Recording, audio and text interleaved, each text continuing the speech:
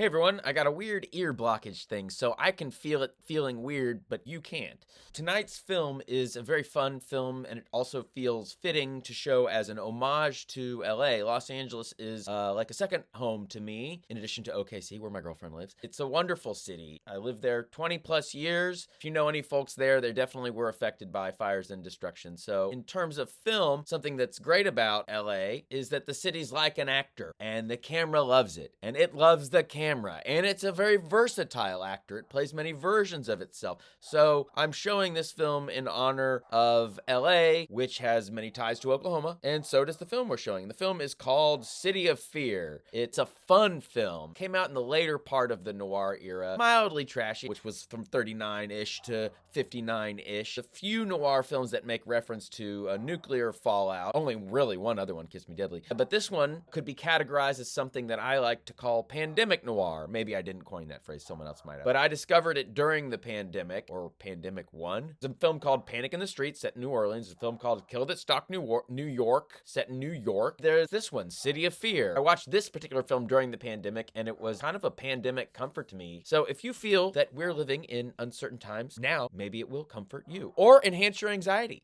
It's directed by Irving Lerner, who was a real all-hands-on-deck, sort of wore many hats, journeyman director type guy, and a big influence and mentor on Martin Scorsese. We're back on location in real parts of LA. That was kind of Lerner's way. He came from documentaries. I was watching the movie and I saw an address on the screen, and then, of course, I'm the type of guy who will Google map that address on my phone, and it was in West Hollywood. If you're a Noir Night regular, you may have seen one of my favorite film noir, and Martin Scorsese, Murder by Contract, we showed here last year. This is a follow-up reteaming Irving Lerner and actor Vince Edwards, who would go on to play TV's Ben Casey. I like Murder by Contract better, but I haven't revisited City of Fear in a while. It's a lot of fun. Both feature very unsavory but ambitious Vince Edwards' terrifying factions of LA in pursuit of a dream of a better life. And again, Vince Edwards, I love this guy, Vince Edwards. He plays such a good bonehead, meathead, shithead, jerk, bad guy, but who's likable. Yeah, he's funny. You like watching him. He's got real desires. He and Lerner find a way to make what could be a very thin bad guy into a motivated, desperate character. There's some great 50s wallpaper, woven wallpaper. That I like woven wallpaper. Someone seems cozy. Seems like you don't want to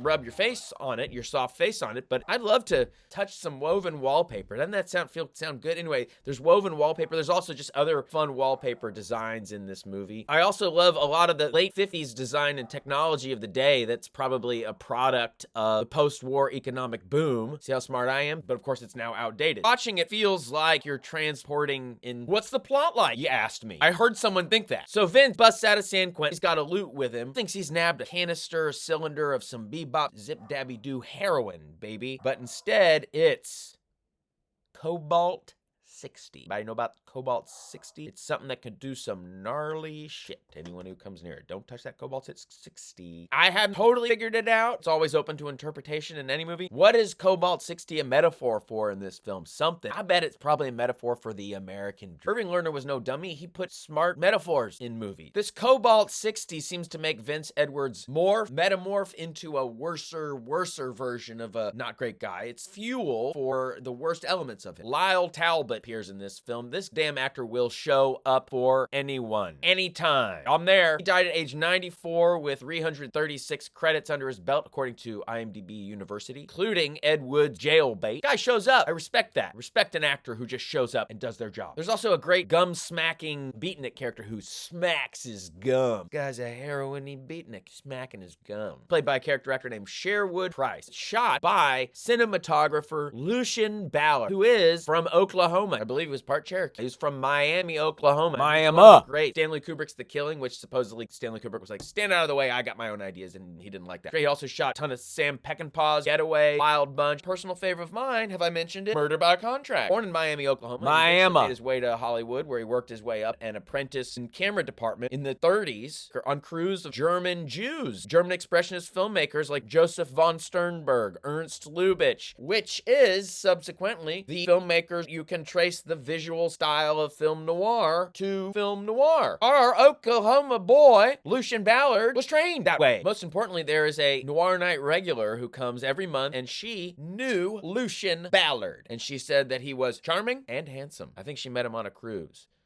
Oh, and I forgot to mention, it has an early score by composer Jerry Goldsmith, who scored great famous movies, Alien, Chinatown, LA Confidential, Gremlins. That's all I got to say about this movie. I am excited to watch it with you guys. It should look great, and enjoy. Thanks for coming to Noir Night in Tulsa, Oklahoma.